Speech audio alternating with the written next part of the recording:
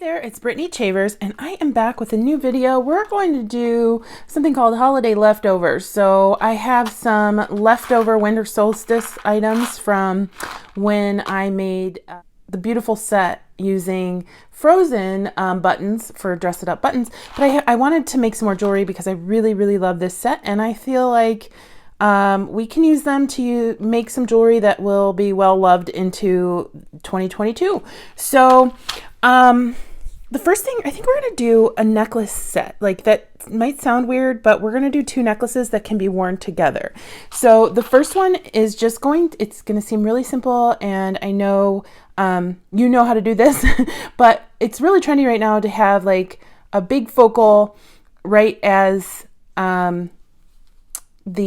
at the hollow of your throat. So almost a choker, but just a little bit longer. So I'm going to be using this star from Winter Solstice and this beautiful cog chain, gear chain from Jesse James Beads.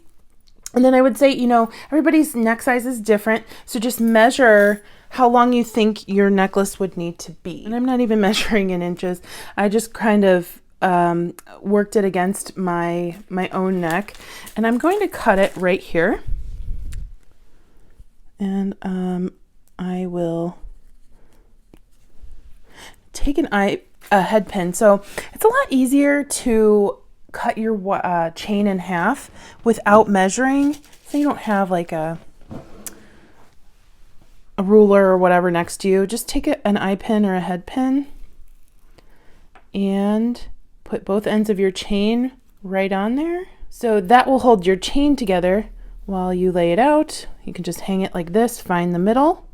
So the middle is this jump ring right there, and I'm just going to snip. It's a lot faster than trying to measure. I still don't know how long this is, but it's going quickly, and that's all that matters to me. So I have two jump rings, and I'm going to connect my chain and then find a clasp that I think works well and connect that as well. So we're going to go ahead and open up our jump rings. And these are the Bead multipliers that I love using. So connect one side.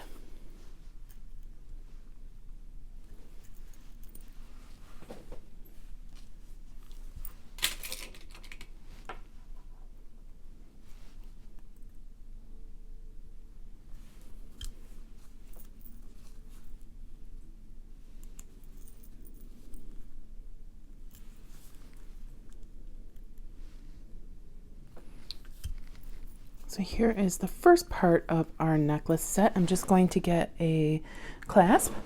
I'm using Bead clasps and jump rings. There we go. Oh, I need to get one more jump ring out. But this will be our closure jump ring. It's a little larger, easier to grasp onto. And I always put the closure jump ring on the left-hand side of my necklace because I need my right-hand side to open the clasp. I'm right-handed. So if you're left-handed, it might be a little easier if you put the clasp on the left-hand side of the necklace. So I need a tinier jump ring to put my clasp on.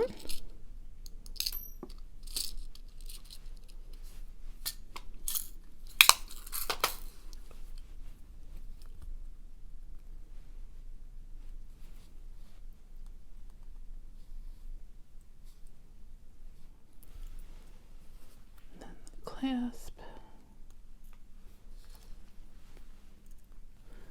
close that up, and while simple, this necklace definitely packs a punch because it's so sparkly. So gorgeous. Okay, so there is the first part of our necklace set. Isn't that chain so cool? I love that. Lots of interest going on in there, even if it's just all silver. And then we're going to make a strung necklace with some wire wrap work, kind of based off of the necklace I made in the Frozen video. If you haven't seen that, I definitely suggest you watch it. So I am going to just take out, here's some beads that I've kind of arranged from, or picked from the kits. I had two of them. And I really loved these huge crystal coins. So I'm going to make the 3 of them my focal. Okay, and then I also had these smaller crystals that were the same color. I'm going to put those in the middle. And then I'm going to flank those by each one having 2 crystal rondelle spacers.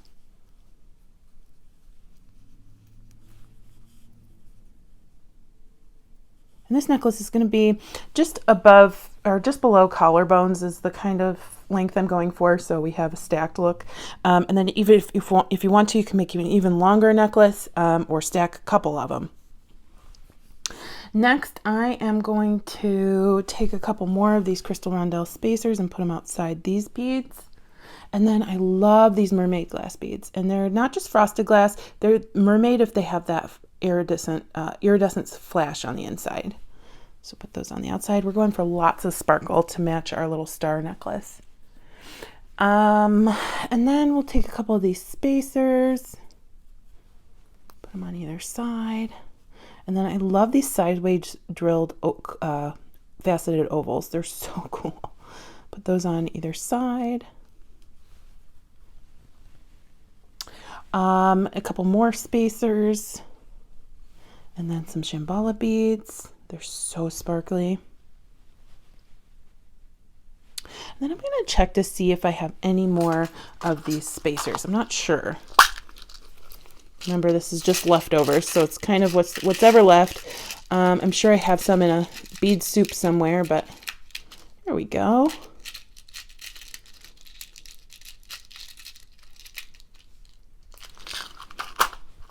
Put 2 more, one here, and then I'm going to put 2 more mermaid glass beads. That's my strung portion, and then we're going to hook it onto 2 wire wrapped beads.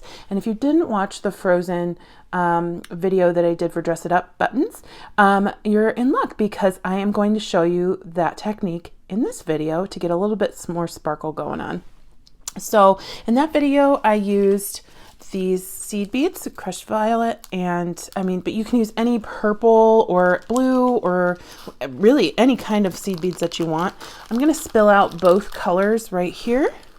And then first I'm going to wire wrap both of these with into a loop, and I'm going to use 20 gauge wire. And this is Bead German style wire. I'm going to wire wrap a loop. And we don't have to have too many wire wraps. It's just enough to completely secure this bead onto our wire. So there we have a loop, and I'm just going to hold that and come around with my fingers. You can use your pliers if you don't have as much finger strength. Some days I don't, so I tend to use my pliers. And then I'm just going to snip that off. Did about 3 wraps. 2.5 maybe. I'm going to slide on my really gorgeous bead here,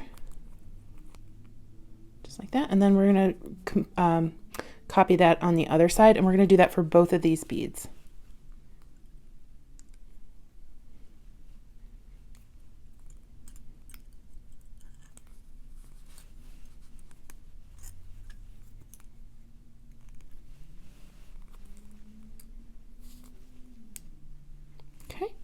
So I'm going to go ahead and snip this one as well, complete that on the second one, and I'll be right back.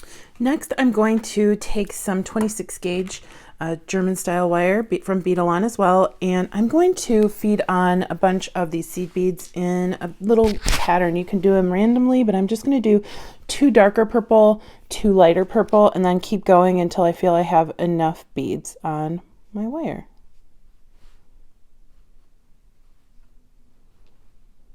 So I have plenty of beads on my wire, and if I need more, I can always add more.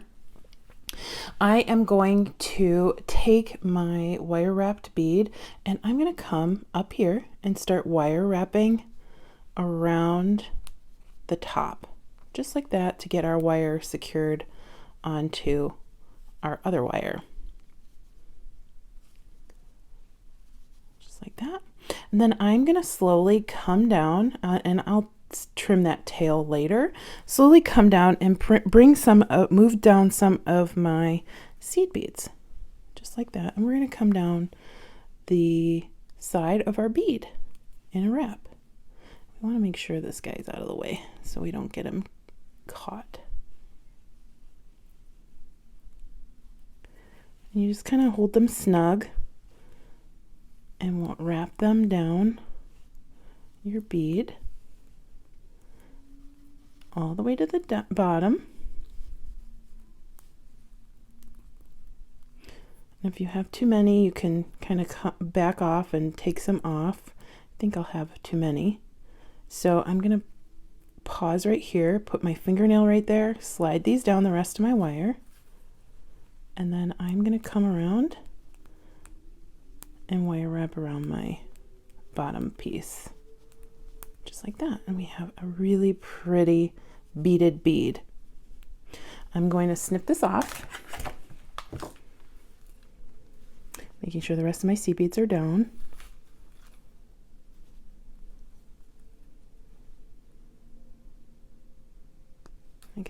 I can scooch that in a little bit later. And I am going to snip off my tail over here. Okay. Squeeze this little piece back in.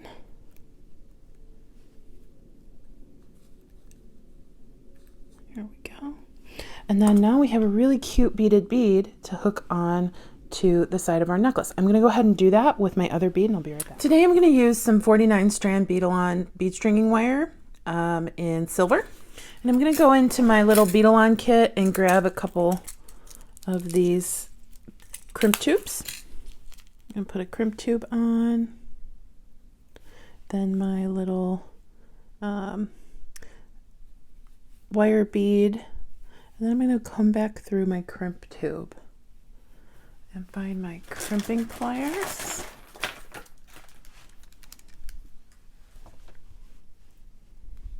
And we want to make sure our wires aren't crossed, just like that, and slide that little crimp down. Give it a little bit of wiggle room. If you want to use a wire guard, that's totally fine. But I'm going to go ahead and pop that in the widest valley of my crimping pliers and go ahead and crimp. Just like that. Turn it 90 degrees and then walk it up my pliers. There we go. Just like that. So then I am going to load on the rest of my beads.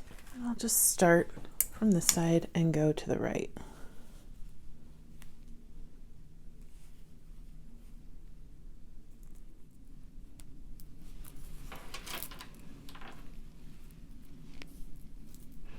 So we have the front of this necklace all beaded up.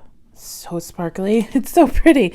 And then I'm going to do the exact same thing on this side. Put on my crimp bead, my crimp tube. Thread on my wire wrapped bead. And then come back through my crimp. We want to make sure that the necklace is loosey-goosey. When we crimp here, we don't want to crimp in a straight line. You'll have problems with how the necklace lays. Then we want to check for gaps, making sure there aren't any huge gaps between any of the beads that will increase the amount of wire showing. So I want to pull this down a little bit more. I'm not seeing any huge gaps, but if you do have them at the end, it's not the end of the world. You can always put on a bead cover, bead cap, a bead cover to a crimp cover to hide any extra wire.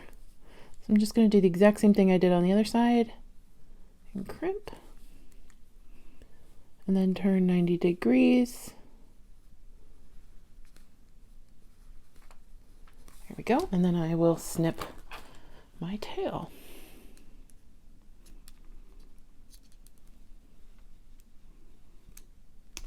We're almost finished with this really glitzy necklace. There is our focal for this necklace, and here this one will nestle inside of it It makes a really fun glitzy pair. I've cut 2 more pieces of this awesome cog chain or gear chain, and I am just going to attach that to my necklace with a jump ring, and then I am going to put a clasp on it and we'll be finished. And then I think I might make a really quick pair of earrings using the remainder of my cog chain. So I'm just going to open up my jump ring.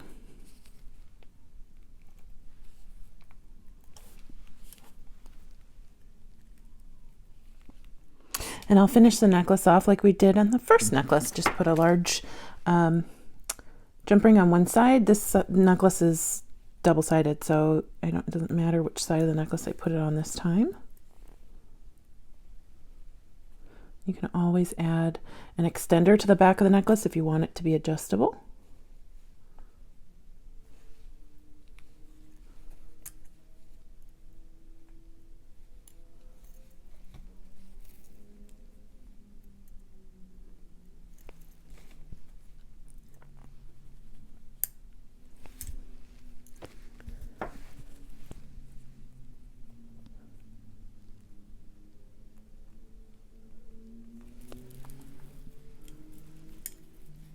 Okay, so here is our large necklace, and then and by large I mean just a little bit longer than this one, and then our shorter necklace. And of course they can be worn separately, but I think they would be worn best together, and it's just so cute, so sparkly. Let's see what we have left in here that we can make a quick pair of earrings. There's still a lot going on. Okay, so I have a little bit of my cog chain left. I'm going to cut it in half using that technique I showed you earlier.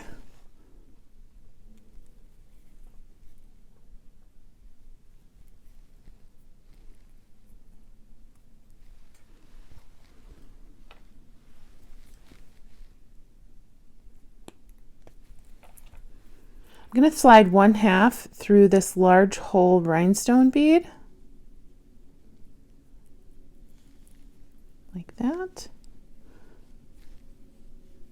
And I'm going to find a jump ring. I'm going to loop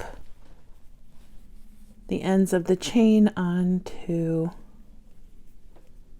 my jump ring.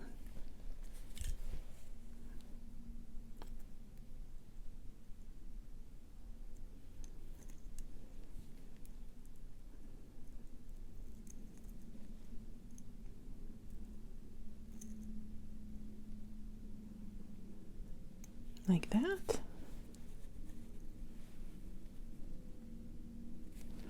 And we have a really fast and quick, cute little earring. Fun.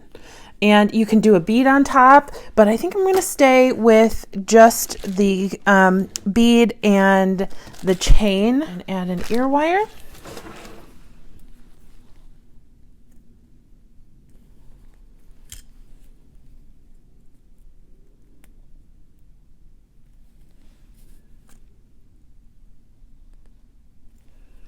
And there we go.